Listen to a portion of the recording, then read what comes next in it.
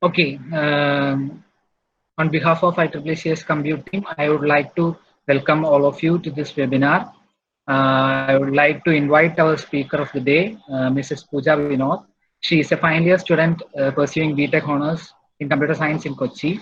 She has achieved many students can dream of. She was the recipient of the UP Honor Society Award for Academic Achievement 2019, along with Facebook Secure, Private AI Scholar, and Grace Hopper Celebration India Student Scholar in 2019. She is a deep learning expert and holder of the Deep Learning Nano Degree Graduate Program. She has influenced people by her TEDx talk in 2018 and loves to lead big teams and inspire students to make a difference to the world. She was the UPS Scholar in 2019, and today I welcome her for the webinar, How to Crack the UP Scholarship. Welcome, Pooja. Welcome to this webinar. Thank you, Altaf. Can I take it forward from here? Yeah, you can start. So I'm just turning on my video right now to say hi to everyone. I'm really happy and super excited to be here. And this is something that I really like doing, talking to students, especially when there's a possibility to inspire you all. So I'm very grateful to IEEE CS Compute for this opportunity and very thankful to the organizing team as well for all the effort you've put into organizing this webinar. And I will try my best to give you all something to take away from today's experience. So without much further ado, let me just get started.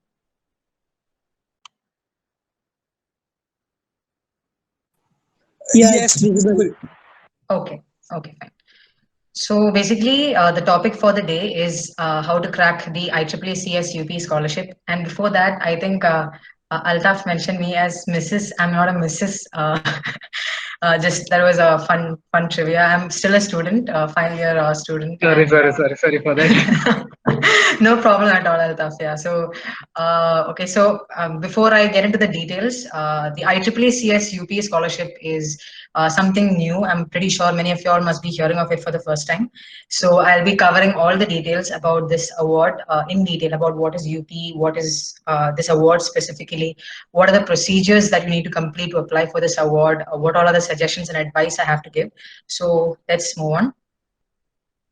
Okay, so this is just in short about me. Altaf already covered all the details, so I'm not going to go to the details, but I'm a final year student pursuing my bachelor's in computer science and engineering at Rajagiri School of Engineering and Technology in Kochi. And I'm the UP Honor Society Award winner for 2019 and also a Facebook Secure and Private AI Scholar for 2019. And I'm a Grace Hopper Celebration India Student Scholar as well for 2019.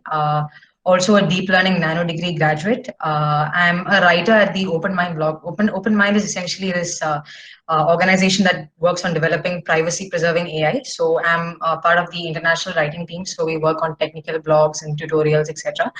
And I've been an academic topper, and this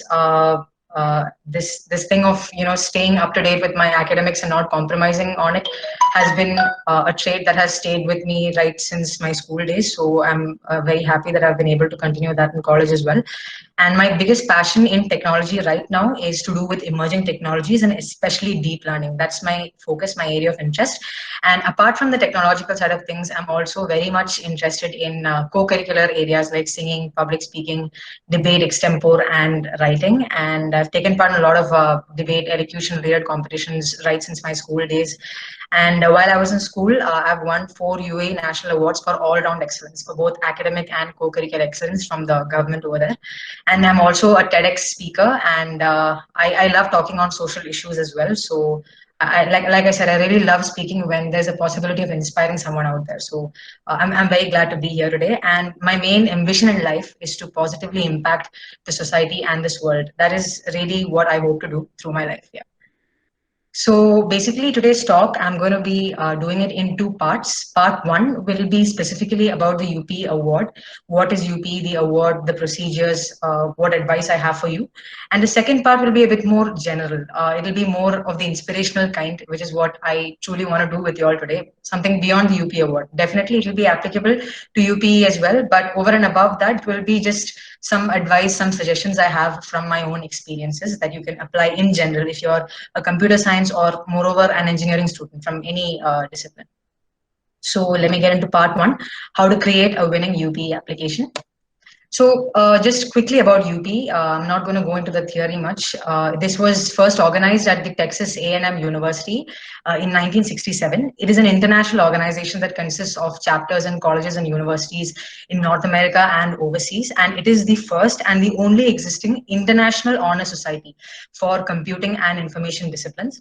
And the mission of UP is to recognize academic excellence. So let me focus there. Academic excellence, that is something that UP really goes for at both the undergraduate and graduate levels in the computing and information disciplines. Now, since it's a computer science society, there is a slight focus on computing and information disciplines as well, but that's not a hard and fast rule. We'll come to that.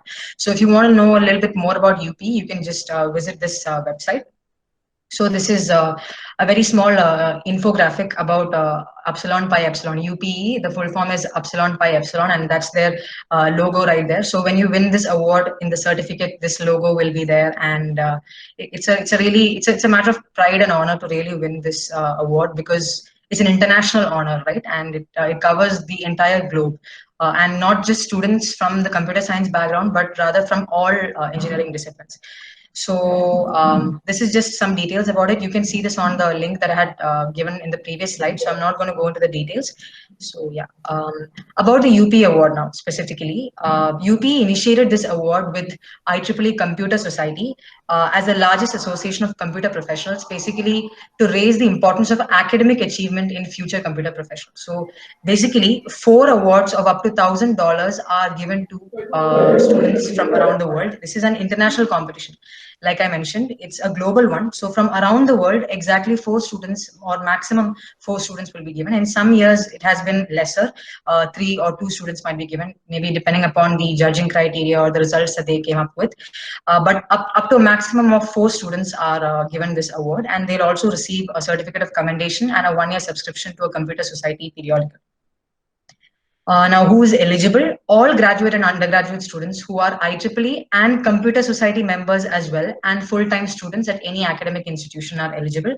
But anyone who has won the Computer Society's Richard Mervyn Scholarship or the UP Award for the previous year are not eligible. So I hope you all are aware of Richard Mervyn. Richard Mervyn is for specifically for students who go all out in terms of IEEE activities. So if you've won that or the UP Award in the past 1 year, you can't apply. And the UP award criteria requires the same minimum grade point average required for UP membership. So like I said, UP is basically an honor society. There are chapters in colleges around the world, in all countries, all continents. So like there are these honor societies in various institutions. Basically, the criteria of issuing this award as well is to have a minimum of 3 out of a possible 4 GPA. I'll talk a bit more about that. Don't get scared seeing that. 3 out of 4 is not what you think when it translates to other scales in terms of 10. So I'll just get to that. And the best part about this award is that there is no discipline or year criteria to apply. So if you're a student at the end of your first year, your second year, your third year, or about to start your 4th year, you're good to apply for this award. You just need to have your grades in place at least for a year, and you need to have started your course, and you need to have, of course, the profile required to be eligible to win this award. And there's no discipline criteria as well. By discipline, I mean if you are an electronics and communication engineering student or an instrumentation or any other engineering background, you can apply for this award. In fact, if you ask me if there's any bias as to who wins this award, and the way it sounds like, okay, it's IEEE Computer Society issuing this award. So there's no such bias. There's nothing that only computer science students will be like, biased to be given this award or anything like that. If you're an engineering student and you have the sufficient profile, then definitely this award will be given to you, because we have had a history of students from other non-CS backgrounds also winning this award. So it's all about the quality of your profile. That's all that matters. And coming to criteria, so there are 3 main criteria that you will be judged on. First of all, and the most important one, academic achievement. Second one is extracurricular activities related to the discipline of computing. So that you can see the italicized text that needs to be focused on. We're talking about computing related co-curriculars. So I'll talk about each of these in detail, and letters of recommendation, of course. Okay, so how to apply? It's very simple. You just need to complete the application form through your IEEE CS login. upload all the necessary and official documents, and make sure that you finish up your application before the deadline each year, which is usually around 31st October every year. Usually there's no change, it's fixed 31st October. And you're done. So it's as simple as that, very simple, very straightforward. So now each of these components that I discussed, I'm going to talk about each of these in detail, and like what you need to do in each of these components in order to build your profile, how to put forward each of these components in your application form, and what all or in which way, if you put these components, you can have a winning application. I'm going to deal with each of these in detail. So the first one is academic achievement. So for this, in the application form, you'll need to upload all your latest and official grade sheets or transcripts. And you'll need to do a few calculations as well related to GPA, your CS specific GPA. What I mean is, for example, in engineering, there are a lot of other subjects as well, not related to CS. Let's say engineering, physics, or chemistry. So excluding those subjects, you might have to calculate the GPA of the CS specific subjects alone. Just some few calculations like that. So just very few minimal, very simple calculations, nothing scary at all. But you need to upload all your latest and official grade sheets or transcripts. And a GPA 3 out of 4, this is the point to be noted. A 3 out of 4, a 4 is a scale that's commonly used, in countries abroad, in America and places like that. So 3 out of 4 on a 10 scale, which is what is commonly used in India, translates to just about 7 to 7.4. So that's like a very easily achievable target, I think, or it's a minimum target, I think, which will be relatively easy for most people to achieve. So the minimum criteria is not hard to reach, but it is definitely competitive and one of the most key deciding factors. So the better your academics, the more likely that you will be considered for this award. So I personally feel that, like I said, I have been consistent with my studies in school and college. And I think that is one of the biggest reasons why I won this award, because my academics was good. So I personally think if you just have a look at this award itself and go through the contents related to this award online, you'll understand that UP itself has been constituted to encourage academic excellence in students. So then obviously the biggest criteria for that, or the most important criteria for that, would be that you have good academic achievement, right? So it's very important that you have excellent academic scores. So while I mentioned that this is the minimum criteria, this is definitely the minimum criteria, but at the same time, it's very important that you have a really good score in order to win this award, because like I said, you're competing with students from all engineering backgrounds, all non-CS and CS related backgrounds from around the world, in systems and countries around the world, right? So all of them, you're competing with all these people now. Now, out of these, based on these 3 application, you will be ranked, and the top 4 are given this award. So naturally, in order to fare well, you'll need to have the best performance in each of these components. So academic achievement, if you have excellent academic scores, then that's definitely a plus that really increases your chances to win this award. And some tips for potential UP applicants is that keep those grades up. Okay, passion and perseverance are the key ingredients here.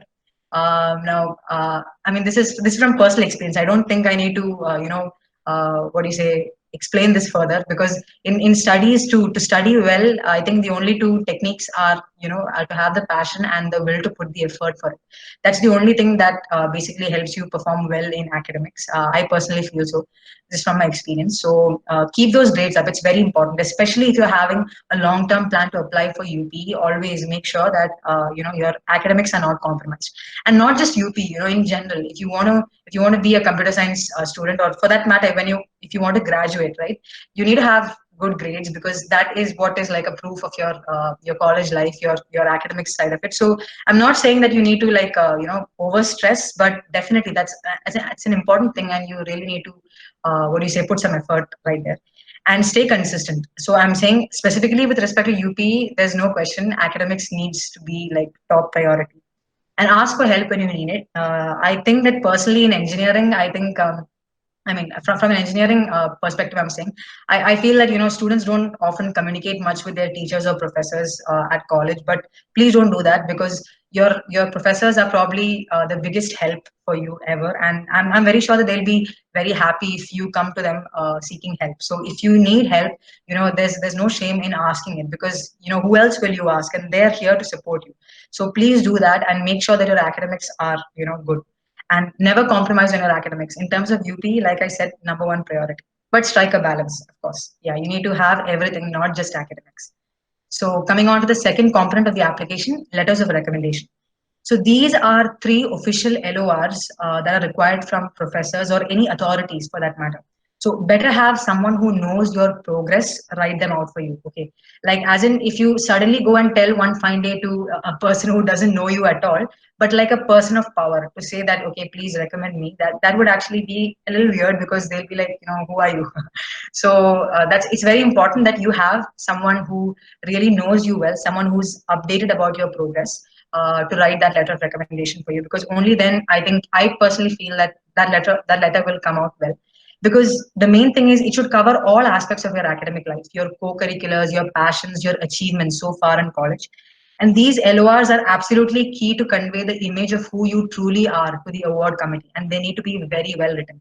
See, in the UP application, they don't lay much stress on providing proofs. Okay, like for example, even when you come to the extracurricular part, they don't say that provide proof that you're actually doing this extracurricular activity.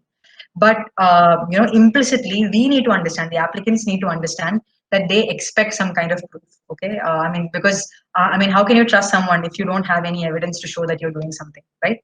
So the biggest evidence right here is your LOR. So if your teachers, your professors, your whoever is writing this LOR for you, if they can vouch for the fact that you have been doing so and so and so things in college, there's no bigger proof and there's no bigger validating factor in that. So make sure that that LOR covers everything. So some tips regarding this.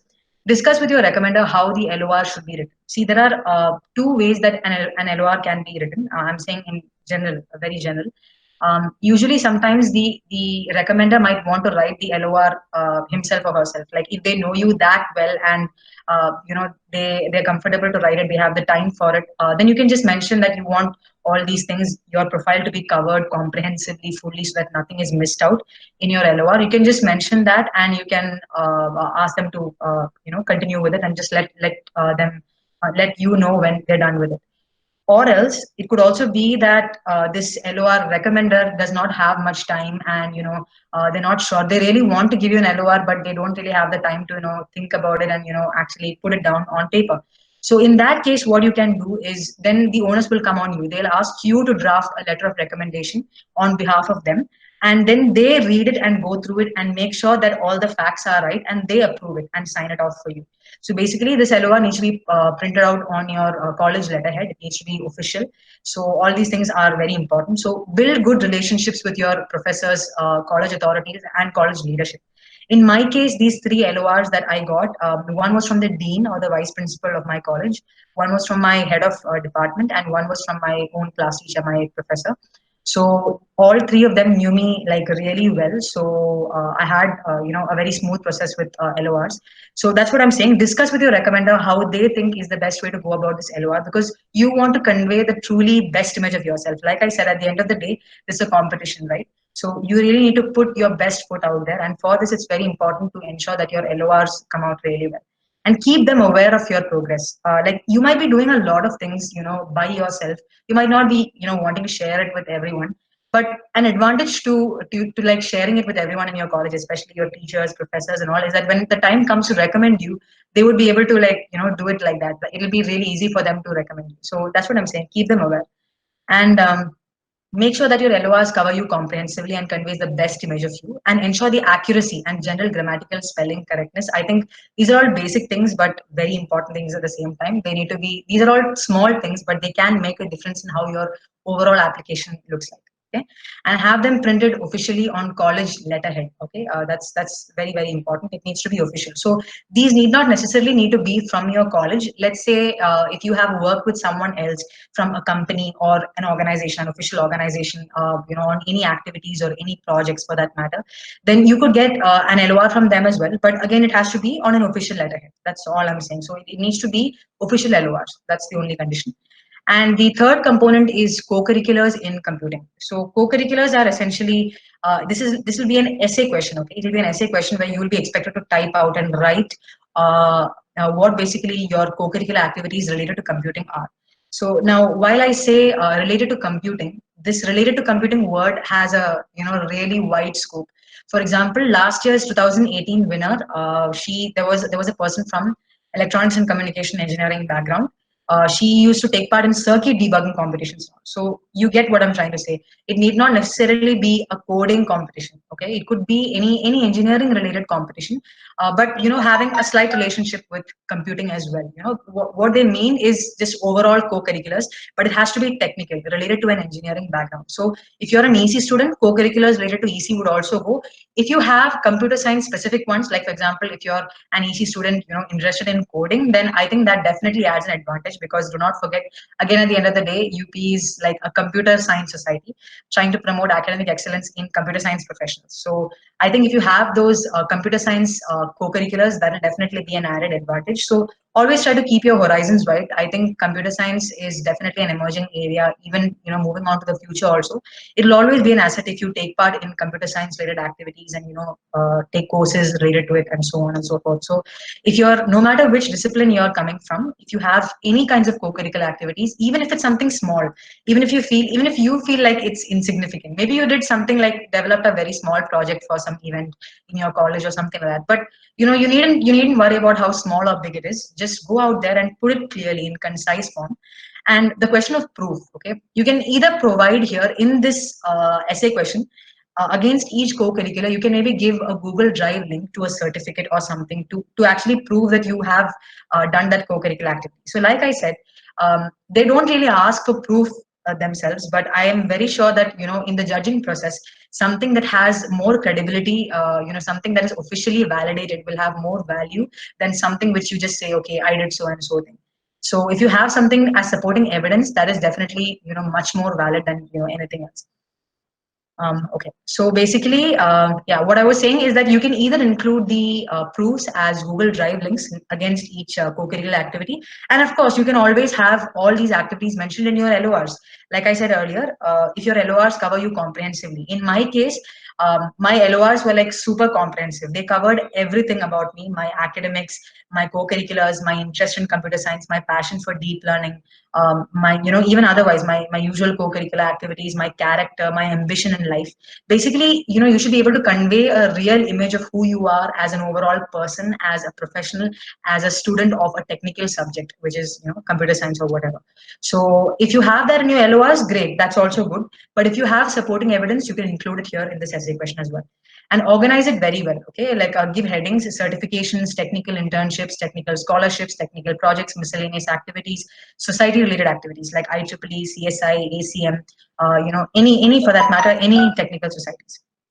And some tips for potential UP applicants: build your co-curricular profile very, very well, as in see, UP, I personally think that while there's a big focus on academic achievement, there's also some focus on co-curriculars as well. They are looking for someone who has done really well inside the classroom and beyond. Okay, and I wouldn't say that that's a very wrong ideology or anything. It's perfect actually, because I think in order to be a well-rounded professional, to be a well-rounded student overall, in school and college, whatever, you need to have a life inside of classroom and outside of classroom. You need to, I personally think that you need to be part of all areas of life in general in order to be a well-rounded individual. And so I really appreciate that criteria. So it's very important that you focus on your studies, but at the same time also discover what is computer science or what is electronics and communication outside the classroom, beyond the textbook. Okay, what lies there in the real field? What are the emerging areas in your subject that you are interested in or passionate about? It's very important that you explore this, understand this, identify what you're passionate about, and try to do some activities related to it, because that will not only help you build your co-curricular profile as an individual, as a person, and as a professional. It will be a real asset to you when you go on in the future. And never let go of any opportunity if it interests you. Never. You can see it, I've written in capital letters. So like never, ever, ever let go of any opportunity. And this is something that I've learned personally from my experience. The regret that comes with a missed opportunity, later on when you think, oh, I should have, I could have, these should haves and could haves, they're very painful. So don't ever let that happen to you. Even if you think that you can't do something, just take a leap of faith. Why don't you just try? I mean, what do you lose by trying, right? And you never know that you're good at something unless you actually, try it for yourself. That's what I've written in the last point. Try your hand at non-comfort zones. You never know how good you are at something unless you have actually, tested for yourself. And have faith in yourself. Okay, you can do it.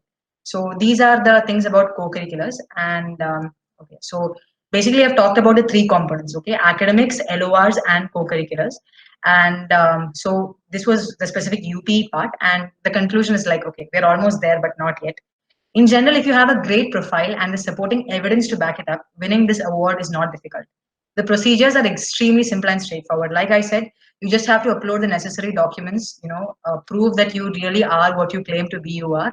And if you have the sufficient profile, the very good academic achievement, excellent LORs that convey that you are a real good professional and that you have a good exposure to activities inside and outside the classroom, you have a real passion for technology.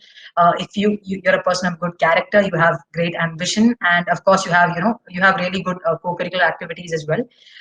If you have all these three, winning this award is not difficult. So that leaves a big question. So what leads to actually having a great profile? So I've told you what you need to win this award, but like how to do that, right?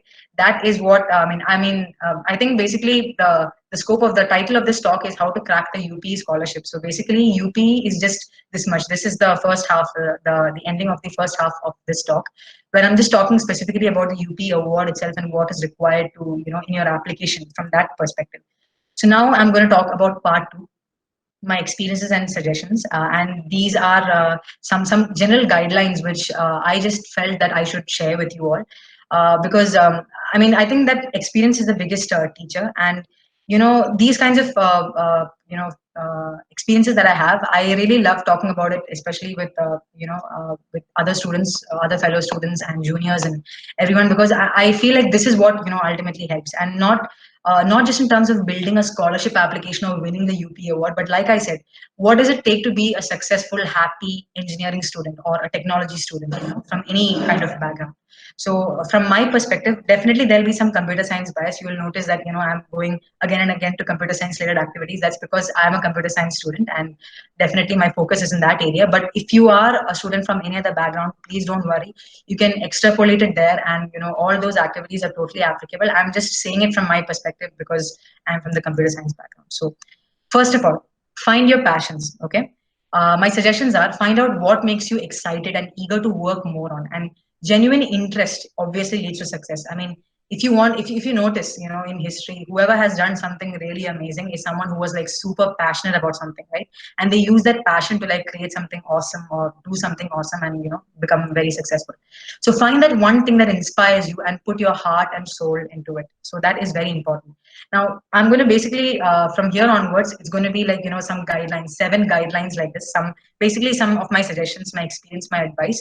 Overall, if you put them together, I feel like personally they'll help you build a really good profile and feel happy and contented as an engineering student, or a student of any technological background, not just to win any scholarship, but also in general in life, in general. Yeah, so that's about it. So related to this specifically, my experience is my interest with deep learning.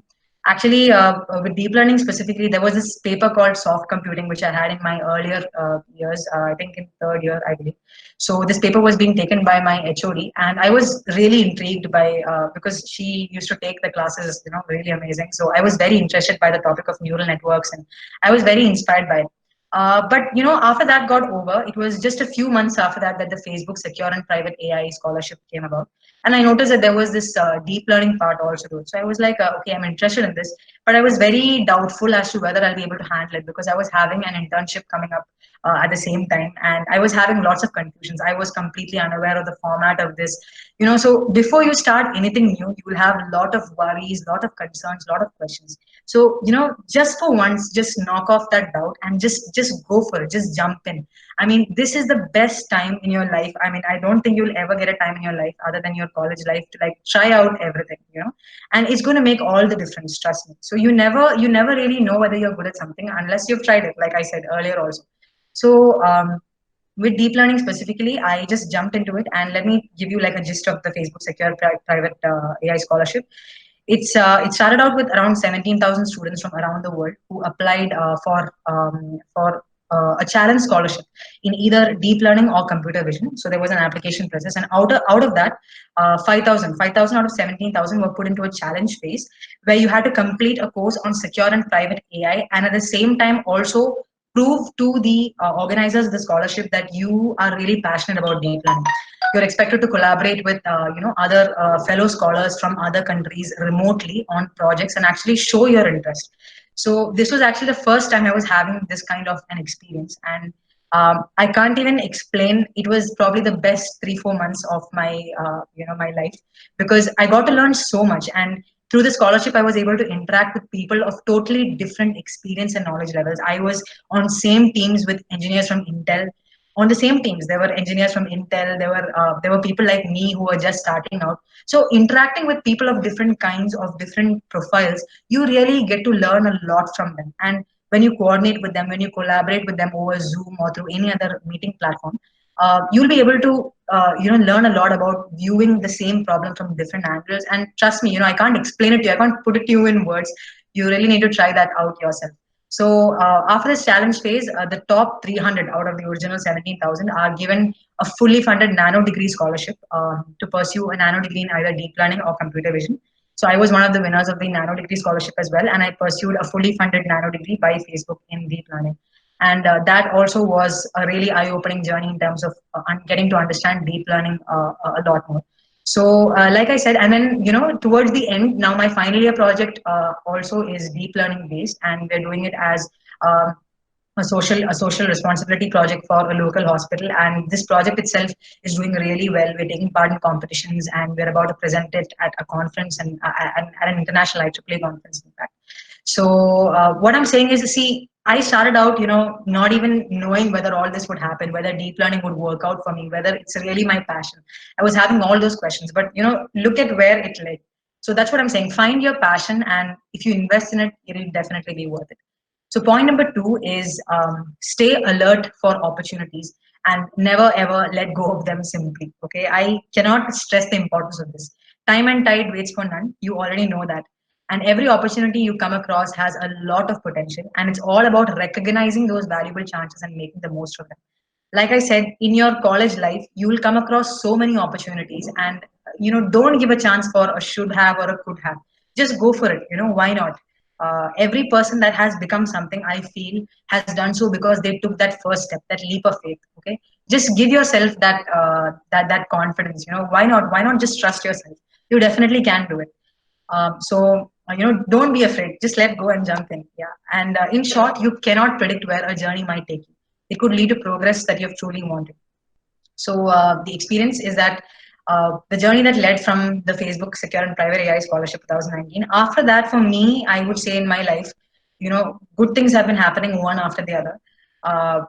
Soon after the Facebook Secure and Private AI Scholarship, I applied to the GHCI scholarship, and I won that. And through that, I was able to attend GHCI, which is, I still consider it as one of the most fantastic experiences of my life. I felt so empowered as an engineer, as a woman in technology, and I had the best time of my life, in terms of friendships, in terms of learning, in terms of just exposure to technology, and the confidence that you get when you attend conferences like that. It's just amazing. So I really had a great experience at GHCI, and even after GHCI, okay, we moved on to the IEEE UP scholarship. I won that, and beyond that, also I even got a lot of job-related opportunities as well, and it eventually led to one of my big placement-related dreams being fulfilled.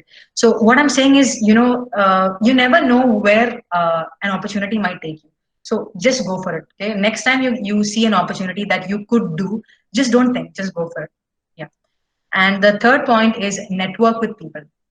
Okay, never ever underestimate the power of networking. So people can connect you with opportunities, skills, new dreams, and collaborations. Just get out there and talk to people.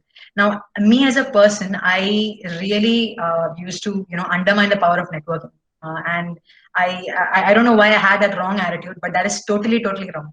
And I understood this during the Facebook Secure and Private AI Scholarship. I got to collaborate on international projects with so many people from around the world, from so many different countries, Africa, Sweden, America. I can't even name those countries. There were those many people. Okay, we used to work on huge teams that were completely remote, and we all used to get together for our weekly meetings on Zoom or Google Meet, and we used to collaborate on projects, work together, build them. We took part in competitions like the project showcase that I've mentioned down. It was like a global project showcase competition for all the scholars of secure and private AI. And two of the projects that I worked on, they were all the projects that I worked on, were projects with a social angle to it. For example, there was this one project with related to disease classification from chest X-rays, and that project is actually, it got a lot of attention with the Open Mind organization, and there are discussions to convert it into a research paper related to diagnosing COVID-19 from lung X-rays. So see, like I said, no one ever thought that anything like this would come out of that. And there was another project related to smog detection on highways, so that we can alert drivers. And there were other projects related to federated learning with Raspberry Pis, and there was a crowd density detection project. So there were some amazing projects that I got to work on that I would probably have never worked on. And the amount of learning that I got through that experience. So you'll have to adjust a bit when you're doing international collaborations. You'll have the time zone problems. You'll have to wake up late at night, but it was all worth it in the end, because the learning, the friendship, the fun, and the experience, it's unparalleled. And through this, I was able to start joining open source GitHub, and all the projects that I feel I continued working on after that. I approached every new project that I got after that with a totally new perspective.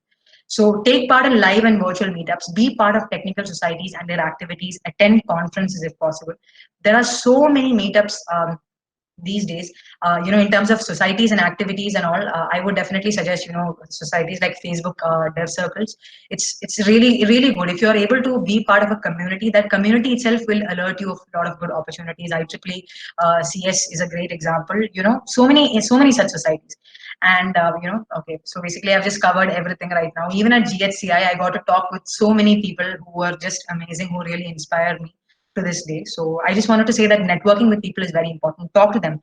They might connect you with something bigger. See, like let's say I'm just talking to someone whom I met at a conference or a meetup, and saying that okay, I'm really passionate about public speaking, and then I also mentioned that I'm very interested in deep learning. I've done so and so projects. So the next time that person comes across some opportunity related to any of these fields, the first person who might pop into their mind might be you, whoever that person was who shared that thing.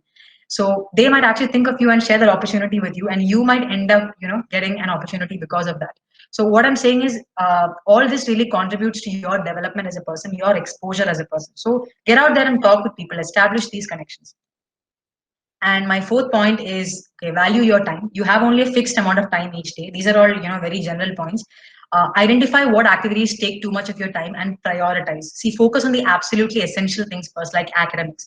See, for UP or otherwise, without your academics, you're not going to graduate college, right? So make sure that that part is settled, and then do everything else, always, okay? And don't unnecessarily take up activities that you may not be able to handle. See, I've often noticed that especially in college, you might just take on too many activities because you're probably genuinely interested in everything, but make sure that that doesn't burden you too much in any way, and compromise on these things like academics that really need your actual attention. Yeah.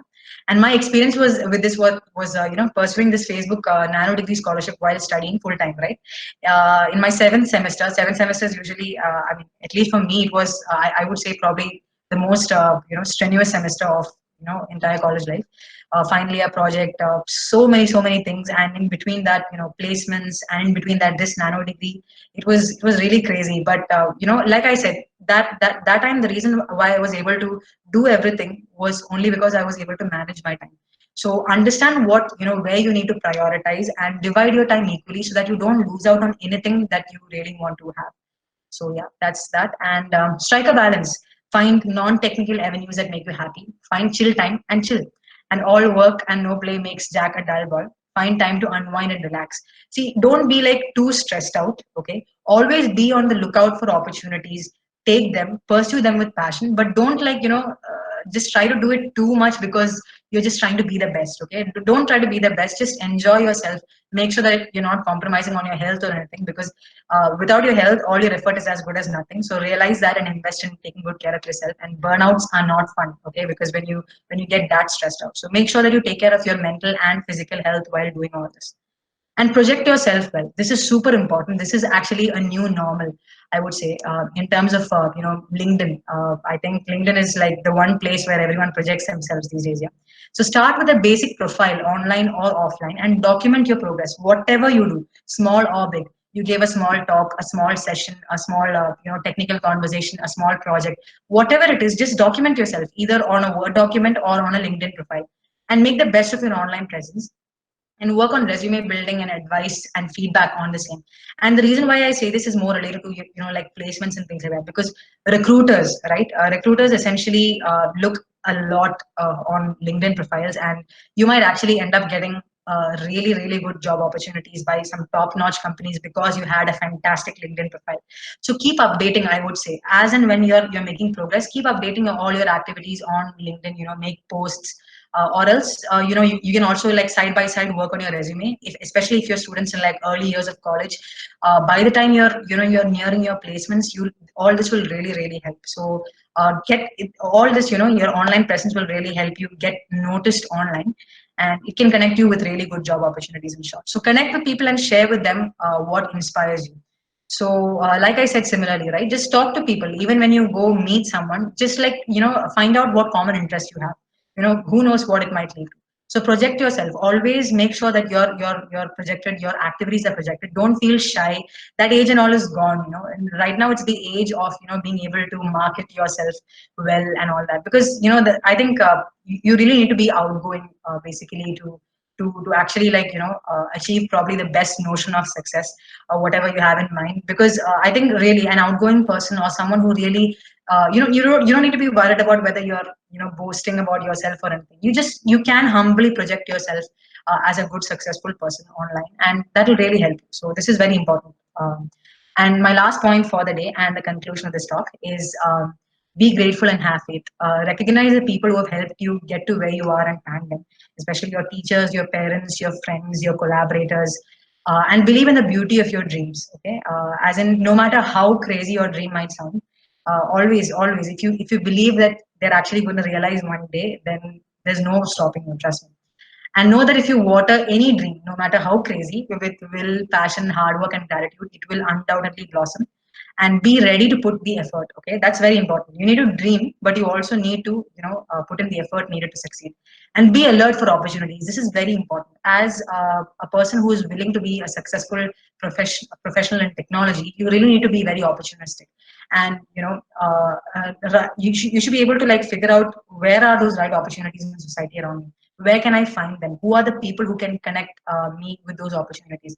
And you should be able to recognize them and take them, and both online and offline. And online, I would suggest online scholarships. Look up websites like Udacity offers scholarships to learn new subjects throughout the year. Okay.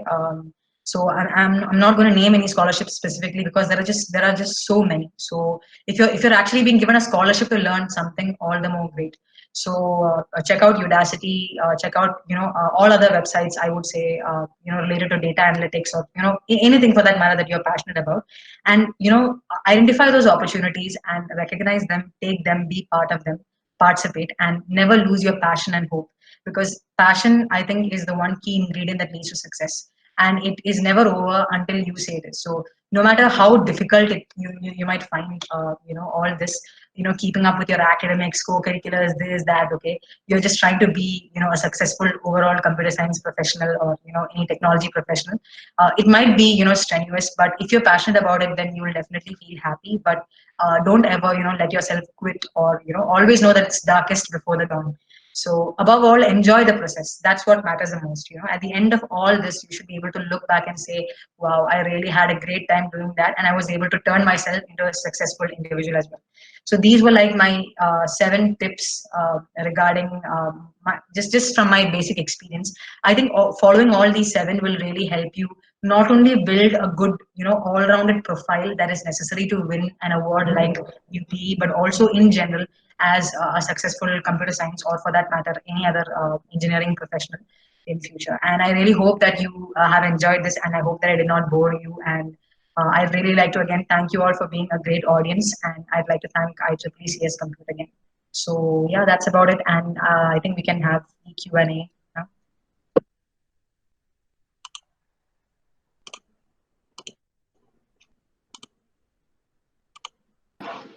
Guys, any questions? Yeah, thank you, Pooja, for your wonderful session. I have some queries related to UP scholarship. Yes, sure. Tell me.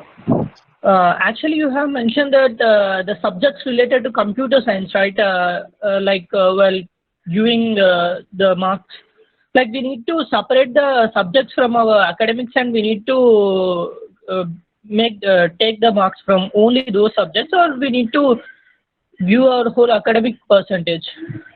As in, like, for me, the example is basically we don't have a percentage system in my college, my university. What we follow is the CGPA system. Yeah. So definitely they'll ask you for your overall CGPA. That is definitely there. But beyond that, there'll be a few more calculations, like your non-CS related subject CGPA. So in that you might include subjects like engineering, physics, or chemistry, which are not directly related to computer science.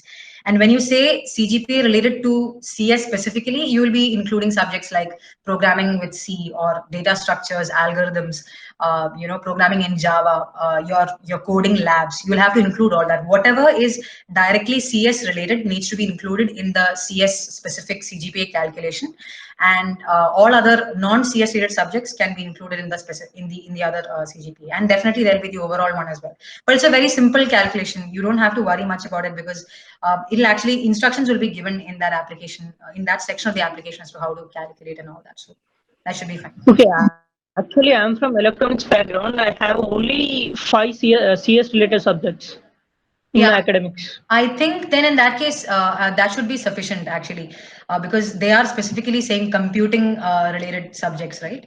So I think you can actually, just take those specific CS subjects, and get your overall CGPA related to that. I think, I mean, since I am not aware of how an EC student would do that. The 2018 winner, Miss Sajitra, she'd actually be able to guide you more on that, because I think she's from an EC background, and she would actually know how exactly she did that calculation. But I personally think that it'll be good if you could include. It'll be good as well if you can include just the CS related CGPA separately, and do this. I think it'll be more clear when you see the application form yourself. Okay, we need to upload any transcripts of academics Yes. in the application form? Yes. Every single one of your official transcripts of your university life, of your college life till now, need to be uploaded. They need to be official from the university. Actually, I have not got transcripts of last 2 semesters from my college due to this lockdown. Oh, okay. So due to the lockdown, I guess then probably that's understandable. Maybe they might because I think the lockdown is an unexpected situation. I think, however, the deadline is by October, right? So I think for the 2020 round, I think by that time, if you're able to secure it, then it's always best to keep up to date with all the transcripts. But otherwise, I mean, if you're still not getting it by the end of October, then I guess it's not your fault, right? You can definitely inquire at your college, your university, find out if there's any possibility to get those grade sheets out, because usually what they are looking for is up to the most up to date one. But even 1 or 2 semesters, like due to genuine issues like the lockdown, it not being there is also not a problem, I believe, because it's not your fault, honestly, right? Actually, for the Reach for Ready Mavin scholarship, they have asked the online transcripts to submit. Actually, I have mailed the MGA committee regarding it on behalf of my student bench. Yeah. So can we submit online transcripts to these scholarships? Yes, yes. Online transcripts are also fine, but they just need to be from the official university website, or whatever. They need to have an official logo or something which makes that that grade sheet carry some official value. That's all. Okay, thank you. Yeah. Actually, regarding LOs, I have a doubt. Can't we take LOs from IEEE officials only? We need to take from academical faculty? No, I think you can take it from absolutely anyone. Like I said, it's not compulsory that you need to take it from your professors or like I said, dean or vice principal, college leadership. It's absolutely not necessary. You can take it from an official IEEE person as well. But again, like I said, the only thing that matters is that the letter is issued officially, from on an official letterhead. So other than that, I think there are not many criteria. You can get it from anyone. Actually, when I get an LO from IEEE official, they will mention more regarding the IEEE volunteering awards and the stuff related to IEEE. Is it good to give this LO to the scholarship, or you need to only focus on the academics? No, absolutely. Like I said, the LOR should cover you comprehensively, fully. Your academics should definitely be covered. On top of that, your co-curricular should also be fully covered. Related to IEEE activities, I think are really good, right? Because they will come under the co-curricular section. So you should mention your academics, your IEEE activities, your co-curricular activities related to your discipline beyond IEEE. Also, you should mention. It should be, like I said, it should cover an overall image of who you are. I think that is what is most well-rounded, because like I said, in UP, they're looking for, an individual who is really well-rounded. Like I said, good at academics, co-curriculars, everything. So if you mention only IEEE activities or only academics, I personally don't think that'll be a good idea. In mine, I should say that all were mentioned. My academics was covered, my co-curriculars were covered, my passions related to technology were covered, the deep learning aspect was covered, all other activities, my character, my ambitions, my passions, everything was covered. So basically, see, the award committee is basically reading this and forming a mental image about you. So they should really be impressed, right? So for that, you really need to convey fully everything, including academics and co-curriculars. Yeah. Is there any word limit to mention the co-curricular activities? Word limit, I doubt. I think yes, there is some kind of a word limit, but you'll have enough and more, because I remember you could definitely include as much and still there'll be space. So don't worry, it's not a very small word limit or anything. That was not at all a challenge for me. Actually, it became a big issue with REM application when I have applied in 2018. There was a very less word limit, like it have mentioned only 1,000 words. Oh, okay. No, yeah. Okay. So with the word limit, okay. Now let's say, I mean, I don't exactly recall as to whether there was a word limit. Probably there is, like maybe 1,000 words or so. So in case there is, okay. Now I'll say in both scenarios, if there is no word limit, then great. You can keep writing. But in case there is a word limit, I think someone is saying in the chats that there is 1,000, a word limit. So if that is the case, and first of all, just go all out. I would suggest that before you actually put it in the application, take a Word document and type out everything. Okay, all your co-curriculars, type it all out and do the organization. See, you need not make it full sentences. Okay, that's very important to note. If you want to fit it within the word limit, you can make it just bulleted points that are not full sentences, that just cover the crux of that co-curricular activity, and give it good headings and organize it. So these are some ways by which you can actually compress this that answer more concisely to fit into the word limit, because you don't want to miss out on anything. Like I said, every small activity that you might personally think is small might actually not be small. When it comes to judging a competitive application like this, every small thing adds. So don't ever like leave out anything. But at the same time, also, if there is a a hard and fast word limit like this, then I think these are some ways by which you can compress it further. So yeah. Okay, thank you. Thank you. No problem. Any other questions?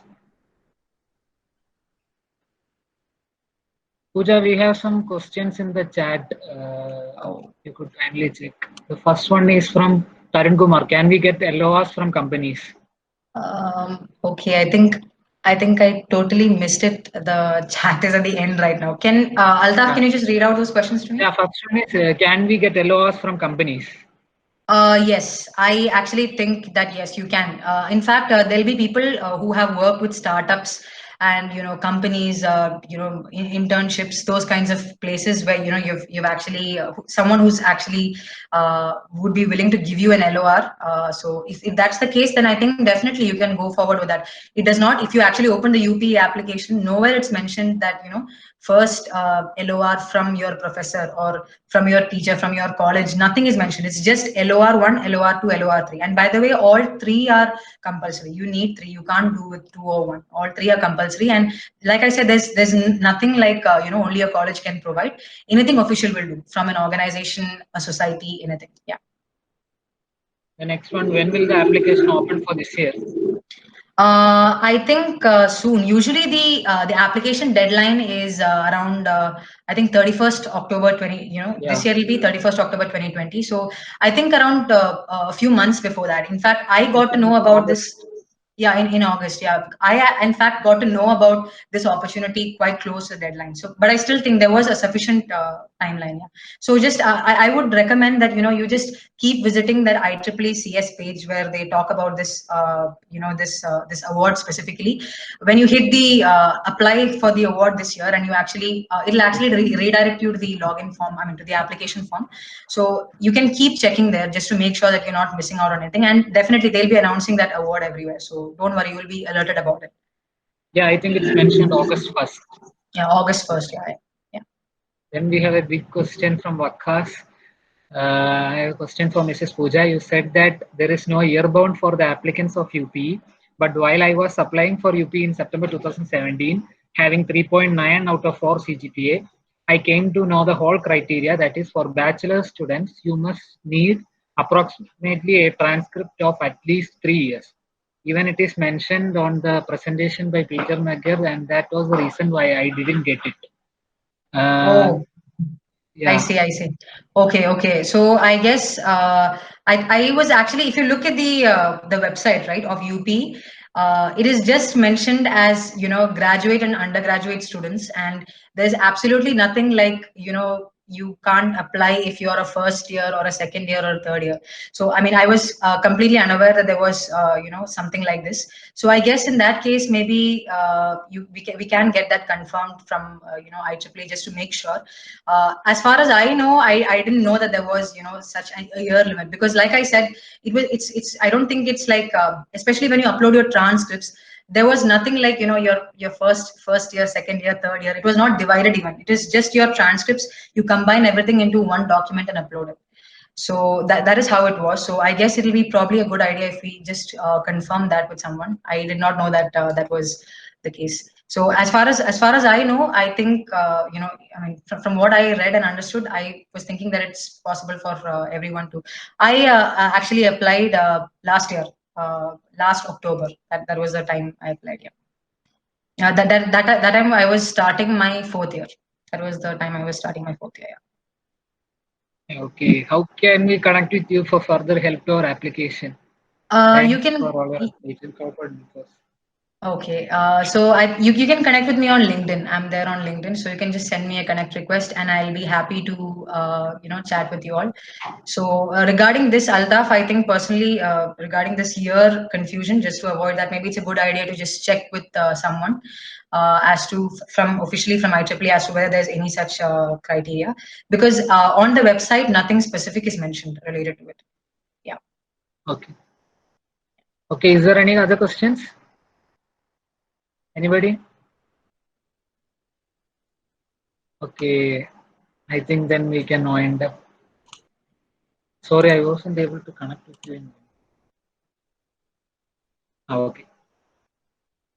Okay, thank you, Pooja. It was a very wonderful session and very eye-opening.